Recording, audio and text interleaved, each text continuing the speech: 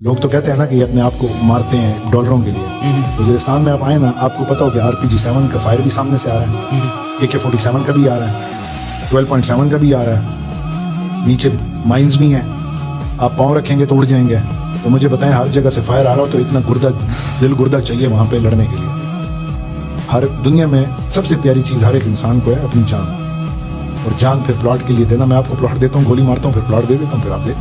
हाँ, तो आपके घर वाले फिर प्लॉट को क्या करेंगे जब उनका बेटा ही जवान बेटा ही चला गया। तो मकसद ये है कि आप जो मर्जी पॉलिटिकल करें,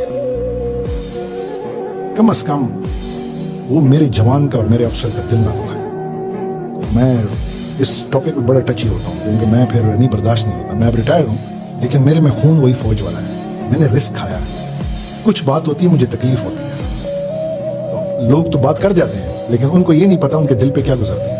army is not about perks and privileges. Army is all about passion to serve country. ठीक है ना। अब कोई जाएगा, अगर वो पूछेगा कि यार मैं अप्लाई करना चाहता हूँ, सैलरी कितनी है, तो मैं उस बच्चे को कहता हूँ बच्चा आप ना जाओ। आप अगर सैलरी का पूछ रहे हो ना, तो फौज आपके लिए नहीं है। यही चीज मैं पॉइंट आउट कर रहा हूँ। फौज में अभी मुझे आज आप 1 करोड़ पर डे की जॉब दें और एक हाथ में मुझे PMA का लेटर दें, मैं PMA का लेटर लेके चला जाऊंगा। मुझे पैसे नहीं चाहिए, मुझे वर्दी चाहिए, मुझे वो अपने मुल्क का दिफा चाहिए, मैं उधर जाऊंगा। आपको पता ही नहीं है, आपने जब कंधे पे पाकिस्तान का झंडा लगाया होता है ना, और आपके हाथ में वेपन होता है, आपके जज्बात जो है ना वो कोई साथ में आसमान पे होते हैं इस मुल्क के लिए। आपको पता है कि फायर आ रहा है, आप कहते हैं मैं घुसूं अंदर, सारी बात वो जज्बात नहीं पता ना। लोग तो कोजी बैठे होते हैं और सोशल मीडिया पे गाली भी निकाल देते हैं फौज को, सारा कुछ है, लेकिन वो ये नहीं समझते कि जो वहां खड़ा है ना उस पर क्या गुजर रही है।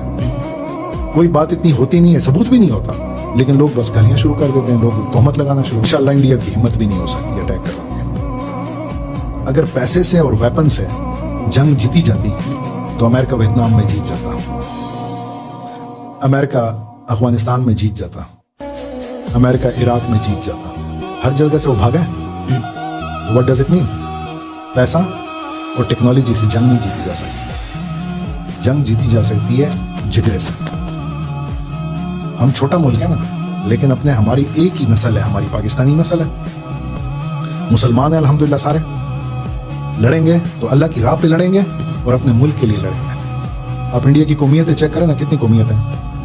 मुसलमान हैं, हिंदू हैं, सिख हैं, ईसाई हैं, सबका किबला, सबकी 120 तो ज़बानें बोली जाती हैं। उनकी बटालियन में, रेजिमेंट में तो ये भी मसला होता है, एक ऑर्डर पास करें तो लोगों को समझ ही नहीं आता वो जंग क्या करेंगे। जंग इससे नहीं होता आपने राफेल ले लिए तो हो गया।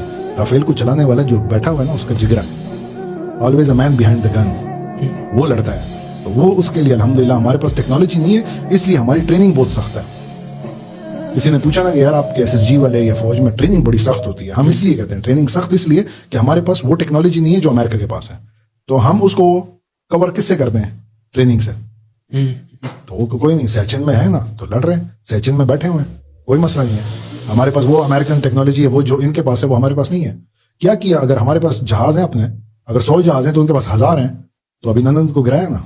हाँ, ये हम बात कर रहे थे, अभिनंदन को गिराया ना। तो किसकी वजह से? क्योंकि हमारे पायलट बेस्ट हैं। हमारे पास 1000 जहाज ना हो खैर है, 100 है ना, करके दिखाया।